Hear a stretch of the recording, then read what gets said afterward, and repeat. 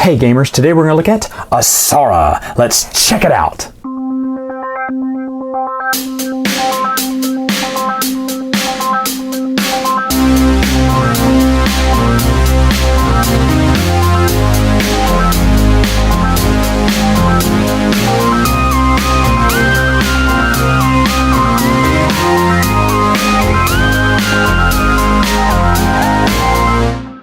Start the game, everyone will get their own little player shield here. It'll talk about in-game points here.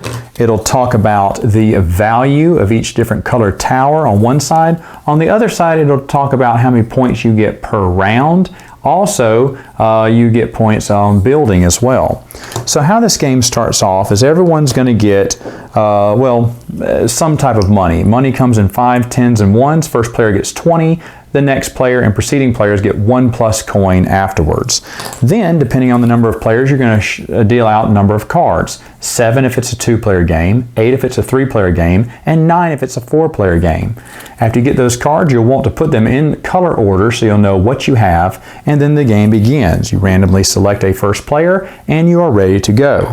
Objective of the game is to build as many towers as you can, sometimes the tallest, sometimes the most, sometimes different colors, just to get some of the best towers.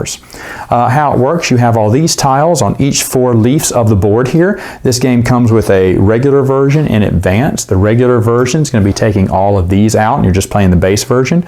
But to be honest, to have a great game, you do want to play the advanced and put these corners in here. This whole board kind of snaps together. What you're doing is you're playing a card and then taking that action.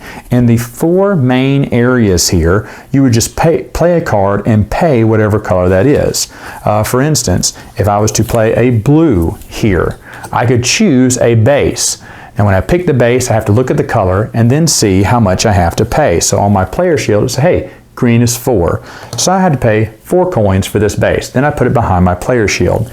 Now that means from here on out, every other player, if they want to get a base, they have to pay a blue card. If they do not have a blue card, they may take 2 different colors or 2 of any color, flip them over, and then place them there, and then select a base or whatever. So it behooves you to be first player because you're the one deciding what colors are going to define what areas here.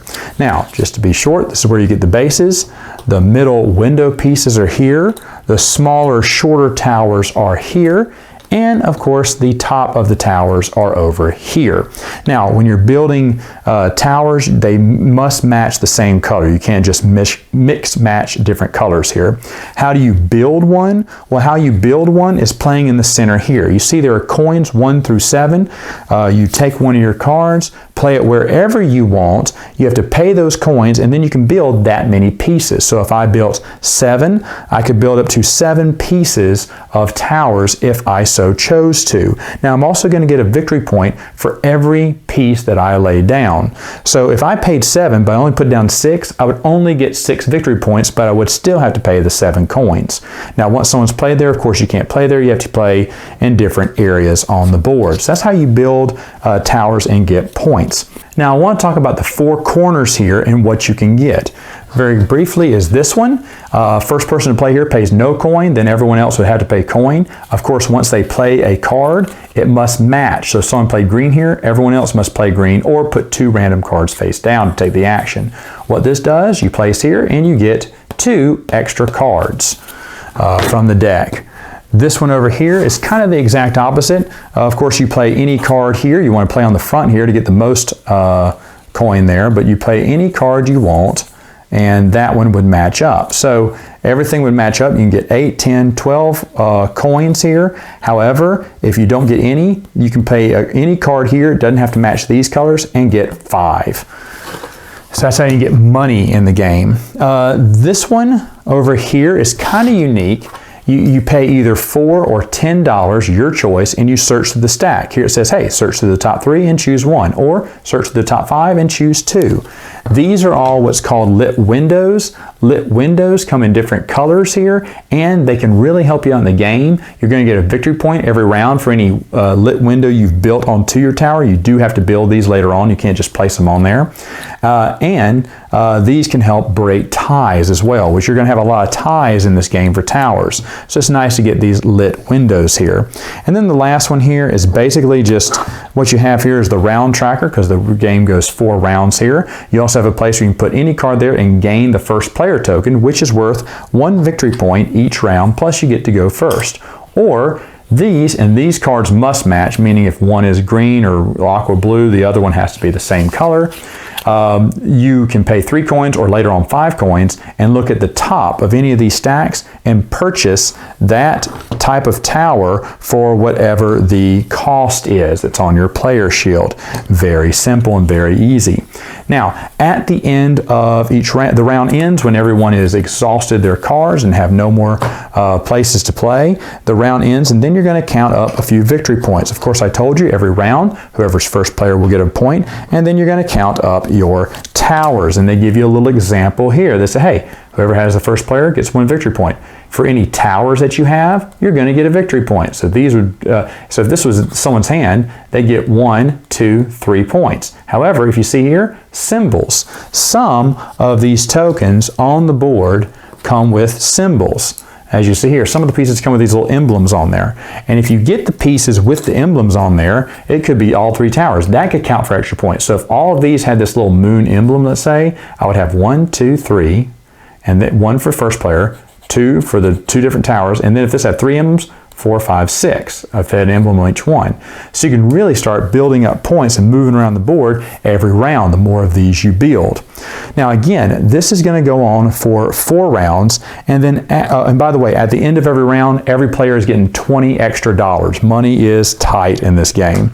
But after the end of the 4 rounds, then you do final scoring. What you're going to do is see who had the tallest of each color tower. Remember, windows will break ties. First player gets 4 points, second highest gets second. And then that's for brown, but you see they go up higher the more rare or fine, or I guess more expensive the building there. After that, then you go over here and say, hey, whoever had the tallest tower period, again, windows break ties, will get 8 points. The second player gets 4. Of course, if there's ties for first or second, you'll have to split those points. And then every 10 coins you have left over, give you 1 point, really not worth anything there. And then whoever has the most towers, just all together, gets 12. Second place gets 6. After that, whoever has the most victory points wins. Final thoughts. What do I think about the game? Well, I should mention real quick that those lit windows, you must place them over an unlit window first. You just can't put them in your tower. All right, so this is a great game. Usually when I look for new games, I look at games that I love, and then Board Game Geek has some suggestions. If you like this, people also like this. And then I'll look at a game, and then I'll look at, you know, if you like this, you may want this. And if it has 10 games that match my collection, then I'm probably going to get it. This had 14. And so I knew I had to get it. Now, the good news is it's extremely fun, so much fun to play. You can really start snowballing, rolling in some good points, getting those towers built. Man, money is super tight in this game. Cards, you need to try to get more cards. You need more money. You can't get it all. You want to keep playing one more round. This game really sings. It really sings. Now, of course, the first time we played it, I played a few of the rules wrong. One was the lit windows, and I regret that because we weren't buying that many, and I didn't see the point of getting them. But because I thought you had to pay for the price of the tower, which you do not. You just pay for that one-time price and get the lit window. But other than that, now that we've resolved that, this game is smooth, man. It's so much fun to play. Very thematic. There's tons of in-game points. You really don't know who's going to win. Because you may have the most towers, or the tallest tower, or the biggest white tower, and the biggest black tower. But the thing is, that's not going to it's going to guarantee a lot of points. But one of the first or second games we played, it was like, oh, I'm leading. Oh no, I'm leading now. Oh no, who's going to lead? And then someone else came up from behind and beat us all. Great game, so much fun, so happy to have this in my collection. Like I said, being first player is very important because you're trying to define what color card they have to play, and there's just so much fun in this game, and this is a cheap game. Again, I found another good one, cheap game, kind of flies under the radar, at least for me. I'd never heard about this before, but awesome game. Ravensburger, man. man, they just get better and better each new game I discover about them. Ooh, absolutely love this one. All right, gamers, that's all the time I have for now, but until next time, you know what to do. Build on.